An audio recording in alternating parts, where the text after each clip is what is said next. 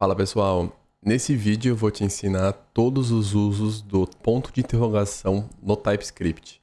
Já deve ter visto que no TypeScript de vez em quando você usa um ponto de interrogação.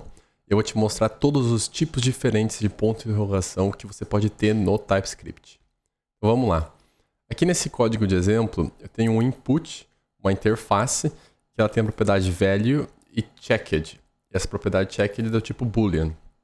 Aí eu criei uma função para verificar se o input está checado ou não. Então ele vai retornar input.value.checked. Então ele vai acessar as propriedades e vai retornar o checked. Aí aqui eu tenho uma função que retorna o input e eu dou um console.log no isInputChecked passando o input. E aqui ele tem um erro, falando que você não pode passar um undefined para o input. Por quê? Porque esse getInput ele é do tipo que retorna input ou undefined. Então, esse input é do tipo input ou undefined, mas essa função requer que seja sempre do tipo input. E o primeiro ponto de interrogação que eu vou te mostrar aqui é que você pode fazer esse parâmetro da função ser do tipo undefined, passando um ponto de interrogação.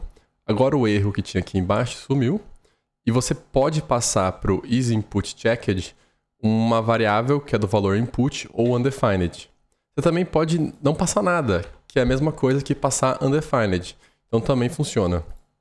Só que agora surgiu um outro erro.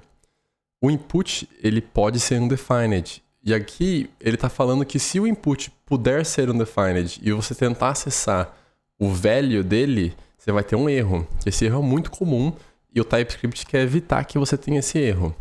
Então o que você pode fazer? Normalmente, o que você faria? Você colocaria um if, verificaria se o input não é undefined, retornaria o valor checked, e se o input for undefined, você retorna algum valor padrão, sei lá, true. Agora eu vou te mostrar o segundo tipo de ponto de interrogação, que não é só no parâmetro de uma função, mas também num tipo. Então aqui na interface, a gente pode falar que esse value ele é undefined, passando um ponto de interrogação. Ou seja, você pode passar um value, que é um objeto com a propriedade checked, ou passar undefined. E daí você vê que agora temos um outro erro, que fala que input.value pode ser undefined. Então aqui, normalmente, o que você teria que fazer?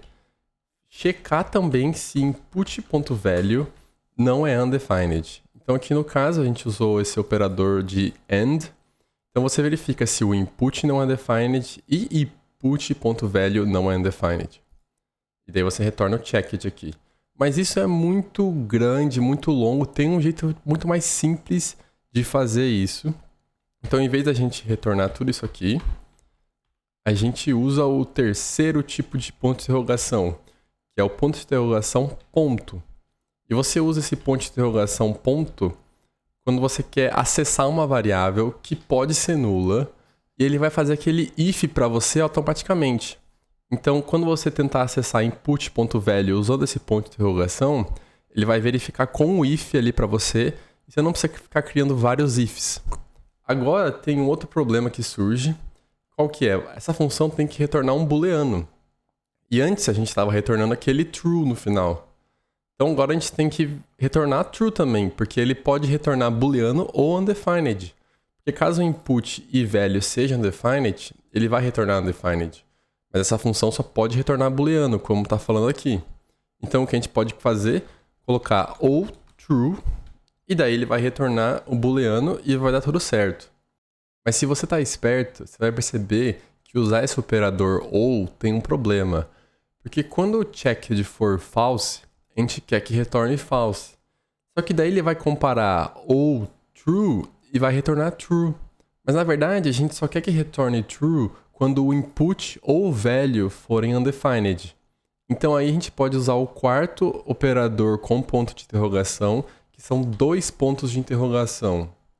E daí ele só vai avaliar a segunda parte da condição se a primeira parte for nula ou undefined. Então, no caso for false, ele vai retornar false, e só se o input ou o value for undefined que vai retornar true. Com o operador de ou, Se o valor da esquerda for false, que pode ser false, zero ou qualquer outro valor, assim como uma string vazia, ele vai retornar true. Mas aqui no caso, ele só vai retornar true quando for null ou undefined. Agora a gente pode ir para o nosso último operador que usa o ponto de interrogação, que é supondo que esse input, que ele pode ser ou do tipo input ou undefined, e a gente quer que ele seja sempre um input. Ou seja, caso for undefined, a gente vai colocar um valor default para ele. A gente pode usar dois pontos de interrogação igual e daí passar o valor que a gente quer. Então, por exemplo, pode ser um value com checked true. Aqui nesse caso, o que ele está fazendo? Ele verifica se o input é nulo ou undefined e ele só passa esse valor para o input se ele for nulo ou undefined. Então, quando essa função retornar, se ela retornar undefined, ela vai ter esse valor. Se não retornar undefined, vai ter o valor original e nada vai mudar. Bom, espero que você tenha gostado desse vídeo. Se você gostou, deixa o like, se inscreva no canal e deixa um comentário aí para que você quer ver no próximo vídeo e te vejo lá.